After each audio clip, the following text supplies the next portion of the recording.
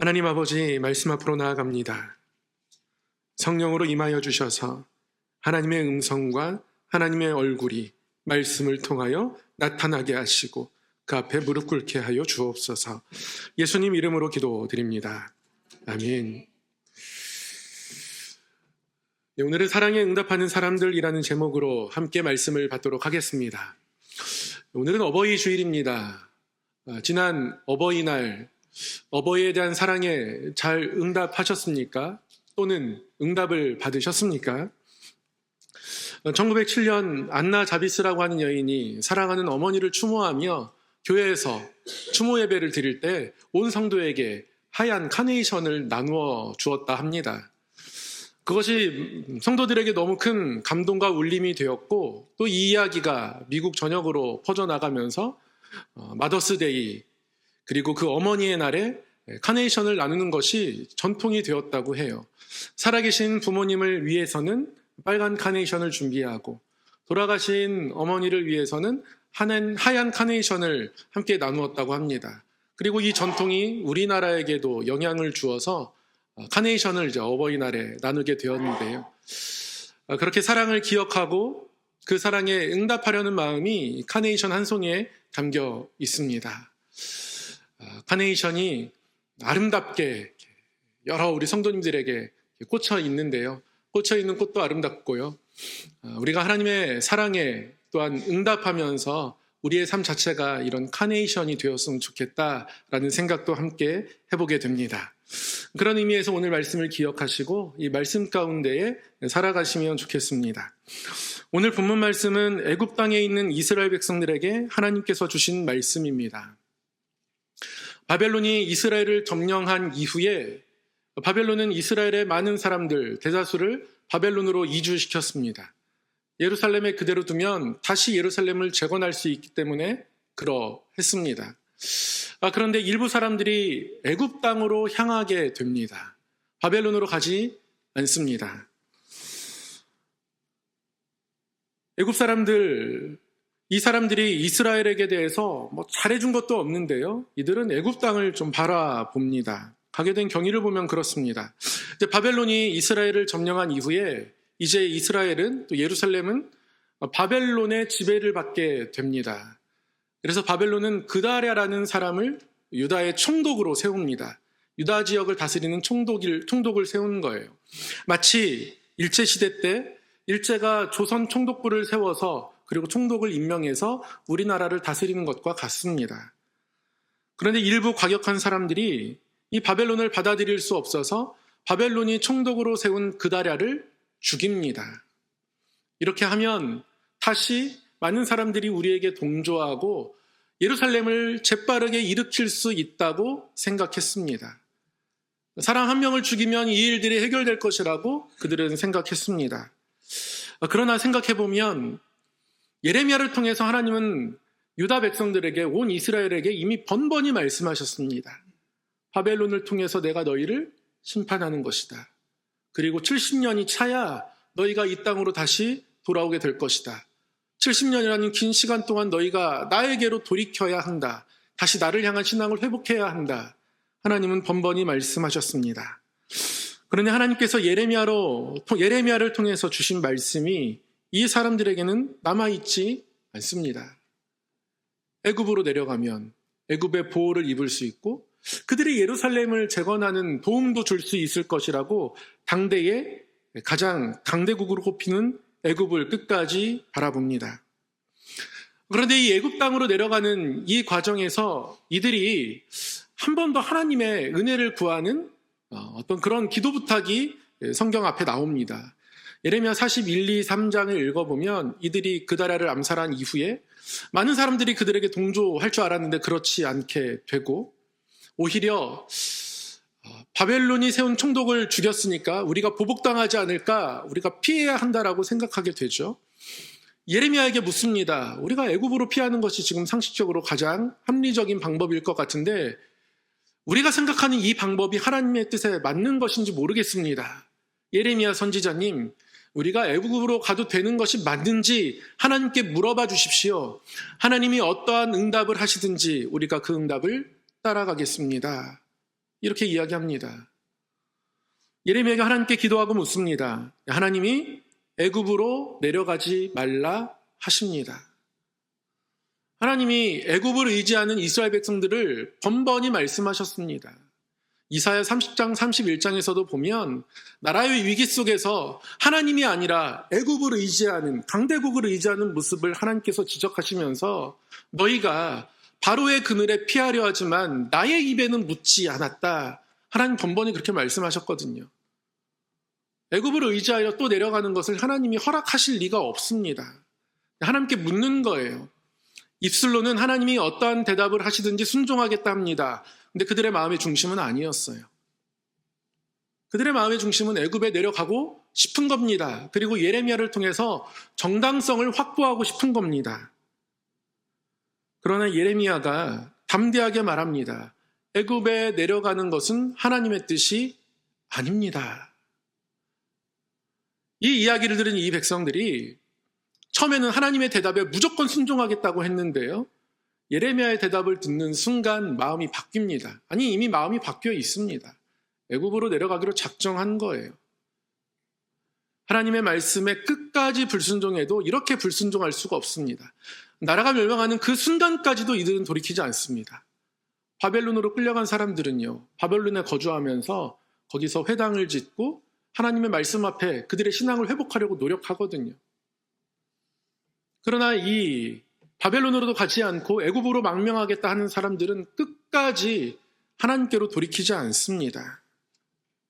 어찌 보면 가장 애국자 같고 가장 빠른 예루살렘의 회복을 꿈꾸는 것 같지만요, 아니에요.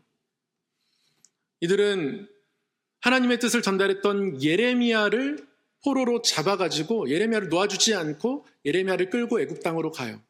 예레미야를 놓아주면 자신들의 모든 이동 경로나 계획이 탄로날 수 있습니다. 그러면 바벨론에게 죽임당할 수 있기 때문에 예레미야까지 끌고 애굽 땅으로 내려갑니다. 그런 그들에게 주신 말씀입니다. 이들이 끝까지 애굽 땅을 고집한 건 하나님에 대한 순종 또는 예루살렘에 대한 회복이 절대 아닙니다. 그것을 표방하고 있지만요, 하나님은 그들의 중심을 아십니다. 하나님 그리고 오늘 말씀을 통해 지적하시죠. 25절을 통해서 이들이 왜 애굽 땅으로 가는 것을 포기하지 않았는가? 너희들이 하늘의 여왕에게 분향하기로 서원하고 그 서원을 이루기 위해서 내려가는 것 아니냐? 하나님 25절에 정확히 지적하고 계십니다. 이 하늘의 여왕은 아스다롯입니다. 바알의 아내로 알려져 있죠. 이 바알의 아내는 출산을 관장하고 인류에게 번성의 복을 주는 그러한 여신으로 알려져 있습니다. 그러니까 소수가 된 이 애굽파가 애굽에서 번성해서 다시 큰 민족을 이루고 싶은 겁니다. 근데 그 일들을 하나님을 의지할 수가 없는 거예요. 적어도 아스타롯에게 우리가 분향하고 제사를 드려야 그런 일들이 이루어질 것이라고 생각합니다. 현대사회에 가장 큰 영향력이 무엇일까 생각해 보면 누구나 다 돈을 떠올립니다. 아이들은 부자가 되는 것이 꿈입니다. 가난하게 되는 것은 인생이 망하는 겁니다. 어떠한 일이 가치 있을까 생각하지 않습니다. 어떠한 일이 나를 부자로 만들어줄까 생각합니다. 그런 면에서 돈이 차지하고 있는 영향력은 압도적이고요. 때로는 하나님의 얼굴을 가리기에도 충분합니다. 이들이 지금 그런 겁니다. 하늘의 여왕을 바라보고 있는 거예요. 아스다롯을 바라보고 있는 겁니다. 그들이 다시 소수가 번성해서 큰 민족이 되기 위해서는 아스다롯의 힘이 필요한 거죠. 끝까지 이들은 고집을 굽히지 않습니다. 하나님이 예레미야를 통해서 하나님의 뜻이 무엇인지 말씀하셨지만 이들은 자신들의 생각이 끝까지 옳았다라고 여기는 태도를 보입니다. 그래서 애굽으로 내려간 거예요. 말을 들어도 끝까지 안 듣는 소수에 해당하는 사람들이 애굽 땅으로 내려간 사람들입니다. 바리새인들과 비슷한 사람들이죠. 여러분, 바리새인들이 그런 사람들입니다. 끝까지 내가 옳았다 이에요. 바리새인들은 율법을 잘 지킵니다. 그러나 율법을 잘 지키는 자신들의 모습이 스스로 자신들을 옳다 하는 완고함으로 점점 바뀌어 갑니다.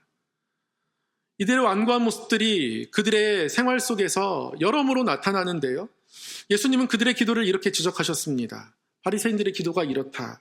그들은 세리와 비교하면서 나는 저 사람과 같지 않습니다. 이렇게 기도한다. 예수님은 바리새인들의 가식적인 모습을 바라보셨습니다. 다른 사람과 비교하면서 자신의 우월함을 자랑하고 있는 모습 자체가 이미 하나님 보실 때에 합한 모습이 아닌 겁니다. 내가 옳다라는 자기 확신이 그에게 넘쳐납니다. 이것이 교만과 정죄의 자세로 변질되게 되는 거죠. 예수님이 이런 바리새인들에 대해서 뭐라고 말씀하십니까? 사람의 전통으로 하나님의 계명을 해하는도다. 하나님께 열심히 있는 것 같지만 그들은 실상 하나님의 계명을 막는 사람이었습니다. 폐하는 사람이었습니다. 그러니 이 자기 확신이 참 무섭습니다. 사실 모든 일에 자기 확신은 필요하죠. 자기 확신은 우리가 삶의 방향을 정하고 흔들림 없이 나아가게 하는 어떤 내면의 나침반 같은 역할을 합니다. 어떤 일을 시작할 때 자기 자신에 대한 믿음과 확신이 없다면 쉽게 포기하게 되고요. 환경에 흔들리게 되고 타인의 시선에 휘둘리게 됩니다. 그런데 이 자기 확신이 지나치게 되면 나타나는 증상이 있는데요.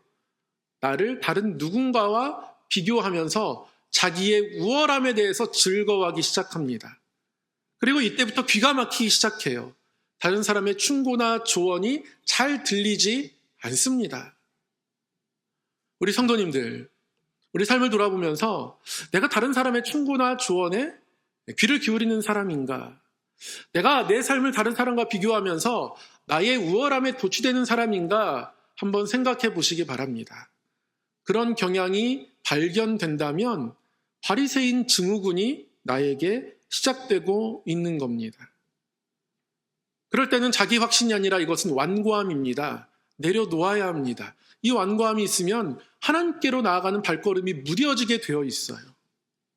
하나님의 말씀조차 결국 들리지 않게 되거든요. 예수님이 이 땅에 오시기 전에 한 300년, 400년경에 알렉산더 제국이 이제 형성되어 가기 시작합니다. 이 유럽, 그리스, 여러 도시 국가들을 연합하고 이들을 이끌어가면서 이 유럽의 영향력을 아시아까지 확장시켜가며 제국을 점점 형성하게 되죠.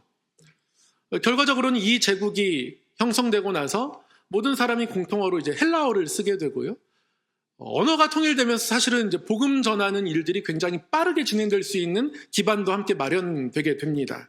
근데 이 과정에서 이 알렉산더 대왕이 이제 터키 지역에서 여러 전쟁을 치르면서 점점 아시아로 제국을 확장해 나가는 과정에서 어느 날 이 알렉산더 제국에 속한 병사들이 행군을 해나가는데 이미 여러 차례 승리를 하고 그 승리로 인해서 사기가 이만큼 올라가 있는데 행군하는 걸음이 뭔가 좀 무뎌지고 무거워지는 것을 알렉산더가 보게 되었다 합니다. 아니 계속 승리해 있는데 점점 힘차야 되는데 그리고 아직 양식도 넉넉하고 부족한 게 없는데 왜 저들의 발걸음이 저렇게 무거워질까 더뎌질까 그들을 유심히 살펴보고 생각하다가 이유를 알게 돼요. 그들을 더욱더 힘차게 할 줄 알았던 승리가 문제였던 거예요. 전쟁에 승리하면서 많은 노획물들을 취하게 되었습니다. 이긴 그 승리의 전장에서 그 적군의 병사의 몸에 있던 여러 좋은 것들을 다 취한 거예요. 그가 가지고 있는 어떤 단장품, 무기, 귀중품, 벨트, 가죽, 돈이 될 만한 것들은 다 취했겠죠. 점점 몸에 지닌 것들이 많아집니다. 무거워지는 거예요. 그리고 이 무거워짐 때문에 이들의 발걸음이 더디어진 겁니다. 그것을 알게 되죠.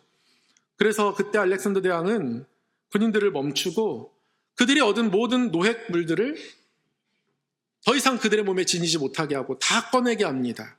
그리고 그들 앞에서 그 모든 것들을 다 태워 없애버립니다. 그제서야 이들이 정상적으로 행군하게 되었고 계속해서 승리를 할 수 있었습니다. 우리가 갖지 않아야 할 생각들을 고집으로 계속 가지고 있으면 우리의 걸음 역시 무거워집니다. 하나님께 나아갈 수가 없게 되는 겁니다. 지금 애굽에 있는 사람들이 그런 겁니다. 자신들의 생각과 고집을 끝까지 포기하지 않는 거예요. 애굽이 옳다, 애굽이 정답이다 입니다. 바벨론을 통해서 하나님이 심판하시겠다라고 말씀하셨던 예레미야를 통해 전해진 말씀들은 그들의 마음과 생각에 조금도 남아있지 않습니다. 그동안의 잘못을 전혀 돌아보지도 않습니다. 이들에게 회개는 없습니다. 그러면서도 하늘의 여왕에게 분향하고 전제를 드리기로 서원하고 그것을 위해서 애굽으로 간다라고 하면서 이들은 애굽에 정착하게 됩니다. 예레미야마저 끌고 갑니다. 그리고 예레미야는 결국 전해진 이야기에 따르면 이 애굽에서 순교하게 됩니다. 끝까지 하나님의 말씀을 전했거든요. 오늘 말씀도 보면 애굽에 사는 사람들이 절대 기뻐할 내용이 아닙니다. 이렇게 하나님의 뜻을 거슬러서 애굽으로 내려와서 여기서 이대로 살아간다면 하나님이 보내시는 칼과 기근을 피할 자가 없을 것이다. 이렇게 예언합니다. 예레미야가 애굽에서 살아날 길이 없습니다. 바벨론으로 갔다면 예레미야를 보여주는 사람들이 소수 있었을 거예요. 왜냐하면 바벨론 정부에서 보면 예레미야는 그야말로 친바벨론이거든요. 그동안 바벨론이 하나님의 심판의 도구입니다. 바벨론에 항복해야 합니다. 이런 예언을 계속했으니까요. 바벨론 입장에서 보면 예레미야는 그야말로 친바벨론입니다.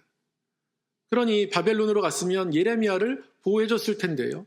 예레미야는 애굽에 끌려와 있고요. 결국 끝까지 하나님의 말씀을 전하다가 순교하게 됩니다. 그런데 오늘 28절에 보면 하나님께서 칼을 피한 소수의 사람들이 있을 것이다 말씀하고 계십니다. 하나님은 끝까지 버티며 애굽에 내려간 그 사람들에 대해서 버리거나 포기하지 않으세요. 하나님은 그들 또한 회복시키시기를 원하십니다. 제가 청년부 때 함께 동역하던 한 제자가 임용고시에 합격하고 학교를 배정받게 되었습니다. 얼마나 기뻐했는지 몰라요. 여러분, 임용고시 얼마나 어렵습니까? 그런데 임용고시에 합격하고 학교를 발령받아서 열심히 교사로 사역하던 친구가 점점 얼굴이 어두워지는 거예요. 그런데 속내가 애가 타들어가더라고요. 목사님 하면 정말 하나님 마음으로 내가 복음 증거하는 기독교사로 그 가운데 살아갈 줄 알았던 거예요. 근데 그럴 마음의 여유가 안 생긴대요. 굉장히 어려운 지역에 발령을 받게 되었습니다. 편부, 편모 가정이 너무 많고 불안 환경 가운데서 자라가는 아이들. 그런데 그 불안 환경 가운데서 바른 가치관을 가지고 자라가주면 참 좋겠지만 그렇지 못한 거예요. 부모의 손길이 미치지 않은 그 수많은 시간들 속에서 그들은 점점 세상으로 나아갑니다.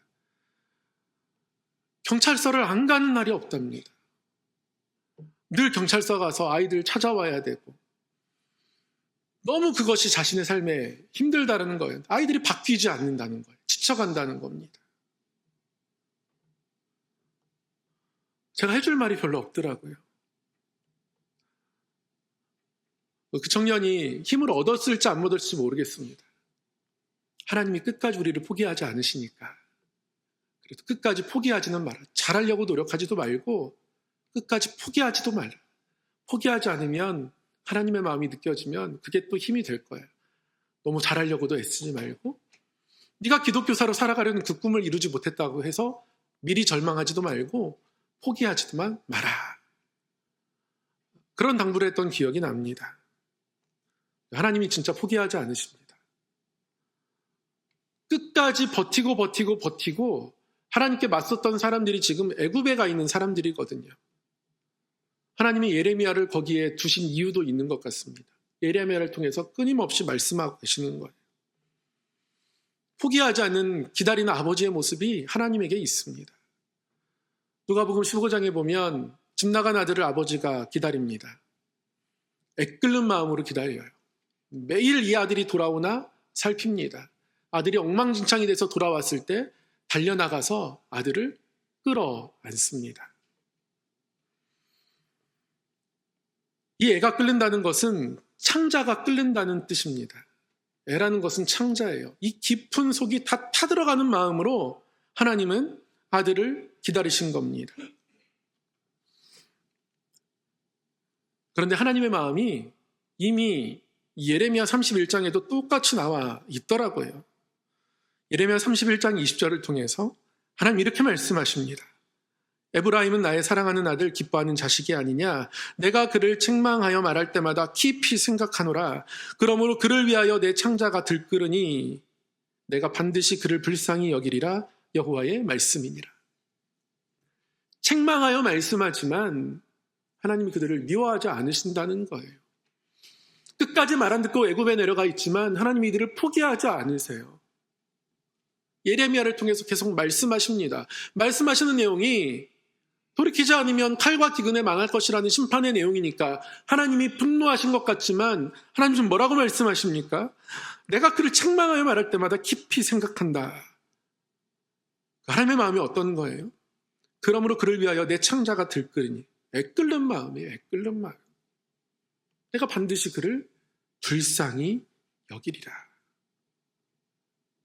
헬라어로 창자와 자비는 같은 단어입니다. 똑같은 단어예요. 하나님이 그렇게 애굽의 백성들을 바라보고 계신 겁니다. 편찮은 아버지의 사랑으로 바라보고 계신 거예요.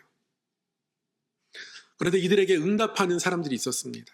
28절에 소수의 사람들이 있죠. 하나님께로 돌이키는 소수의 사람들. 이거 아닌 것 같다. 더 이상 애굽을 의지하며 살아가는 것이 아닌 것 같아. 지금이라도 하나님 말씀 지켜야겠다. 하나님께 응답하는 소수의 사람들이 있었습니다. 진짜 안 변할 것 같았는데 끝까지 기다리시는 하나님 앞에 반응하는 사람들이 있었습니다. 그 사랑에 응답하는 사람들이 있었단 말이죠. 홍성에 가면 그림 같은 수목원이 있다 합니다. 수목원이 그림 같다라는 것이 아니라요. 수목원 이름이 그림 같은 수목원입니다. 이 수목원이 생기게 된 이야기를 보면 그렇습니다. 전통가구 명장 임진호 명장이 조성한 수목원이라고 하는데요. 애초에 이처럼 수목원을 크게 만들려고 개장하려고 수목원을 지은 게 아니라요. 그에게 아들이 있었습니다. 아버지의 유전자가 그에게도 흘렀습니다. 그래서 명장의 아들답게 단국대학교 관상원예학과에 입학하게 되었습니다. 그런데 불의의 사고로 전신마비의 장애를 입게 됩니다. 누워서 움직일 수가 없습니다. 그럼 얼마나 절망하겠습니까? 상상이 안 됩니다. 아버지가 아무리 아들을 도우려고 해도 이미 아들의 마음이 꽉 닫혀 있습니다. 아무것도 해줄 수 있는 게 없는데요. 그러다가 늘 나무를 재료로 삼아서 여러 가구를 만들던 그가 그 나무를 바라보면서 이 나무가 이 아들에게 위로가 되었으면 좋겠다는 마음으로 아들이 누워있는 침대 창가 옆에 나무를 두 그루 심었습니다. 그리고 점점 많은 나무를 심었습니다. 긴 시간이 흘렀습니다. 7년 동안 아들은 절망 가운데 있었는데요. 어느덧 나무가 자라 우거진 바깥 창문을 보면서 살아 움직이고 싶다는 생각을 하게 돼요. 그래서 온 몸으로 움직일 수 없지만 움직일 수 있는 입이 있으니까 입으로 나무 막대기를 잡고 그것으로 컴퓨터 자판을 눌러서 다른 사람들과 이제 소통을 하기 시작합니다. 그리고 입술에 점점 힘이 생기면서 입술에 붓을 잡기 시작하고요. 서예로, 그림으로 작품 활동을 시작하기 시작합니다. 나중에는 대한민국 미술대전에서 2번이나 수상하는 영예까지 안게 됩니다. 그렇게 회복하게 돼요. 아버지의 사랑에 응답하게 되죠. 아버지는 아들을 위해 10년의 정성을 쏟아 정원을 꾸몄습니다. 처음에는 그림이 있는 정원으로 개장했고요. 지금은 그림 같은 수목원이란 이름으로 운영되고 있다 합니다. 그렇게 아버지의 끈질긴 사랑에 아들이 응답하게 되었고요. 그 아름다움이 그림처럼 깃들어 있는 수목원인 겁니다. 우리의 삶이 이러했으면 좋겠습니다. 애굽에 있는 소수의 사람들처럼 우리가 하나님께 응답할 수 있기를 원합니다. 하나님은 끈질기게 우리에게 말씀하십니다. 우리를 포기하지 않으시는 하나님이세요. 애굽에 있는 사람들이 하나님의 마음을 모으고 그들이 누가 어떤 모습으로 살았는지 정확히 기록되어 있어서 나타나진 않지만 나중에 이 이집트 지역에요. 기독교 유적들이 어마어마하게 발견됩니다. 발견되어진 회당 중에서 가장 큰 회당이 이집트 지역에 있습니다. 회당을 지을 때 기둥을 세우면 건축비가 많이 들어갑니다. 그런데 솔로몬이 세웠던 성전의 모습을 본따서 두 기둥이 있는 회당의 모습들이 이집트에서 발굴되어져요. 그만큼 신앙에 열심을 내었다는 겁니다. 성경의 가장 오랜 사본들이 이집트 지역에서 발견됩니다. 성경을 열심히 옮겨 적었다는 거예요. 어떤 이단들은 킹제임스 버전 외에는 하나님의 말씀이 아니다, 이렇게 주장하는 이단들도 있습니다. 그렇게 주장하는 이유가 다른 번역본들이 이집트에서 발견된 사본들을 원본으로 삼았기 때문에 그것이 정당성이 약하다, 예루살렘 것이 아니니까 그것을 정당하다고 볼 수 없다, 이렇게 주장하기도 하는데요. 아니요, 그렇지 않습니다.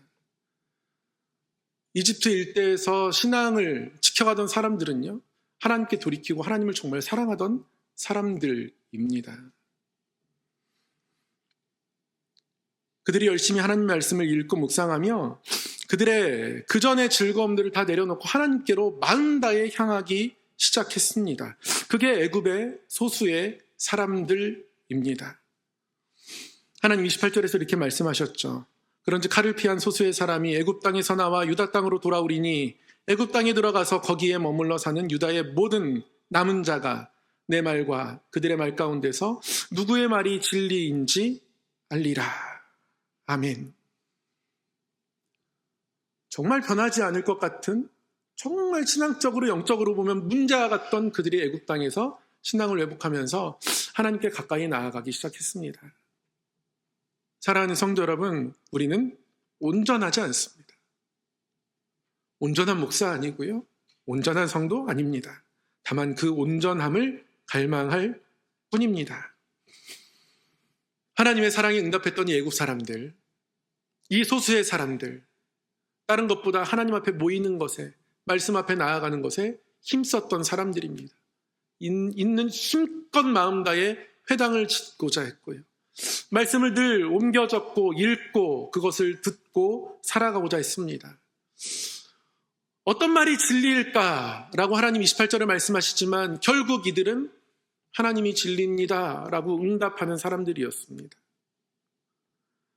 우리 입술과 우리 마음 가운데 이 응답이 있기를 소망합니다. 여러분, 가장 즐거운 일이 무엇입니까? 가장 즐거운 일이 예배가 되기를 원합니다.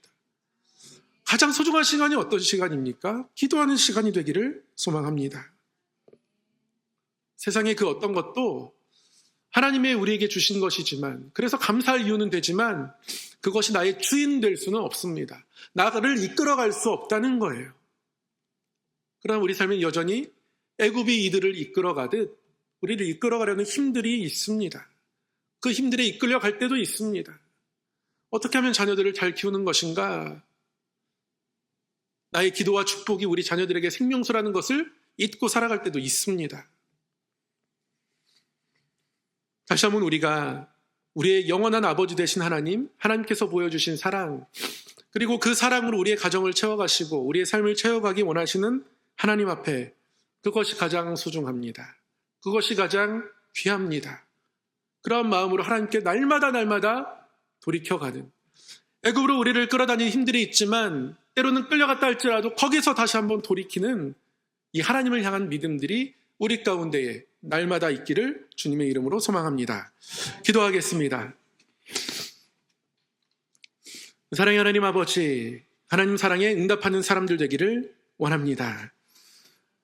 애굽에 끌려가지 않게 하시고, 하나님 때로는 끌려갈지라도 거기서도 돌이키며 하나님을 향한 사람들 되게 하여 주셔서 하나님 사랑에 응답하는 소수의 사람들, 그리고 하나님의 약속을 경험한 사람들, 하나님의 돌보심과 회복을 경험하는 사람들, 하나님 우리 모두가 그 사람들 되게 하여 주옵소서. 예수님 이름으로 기도드립니다. 아멘.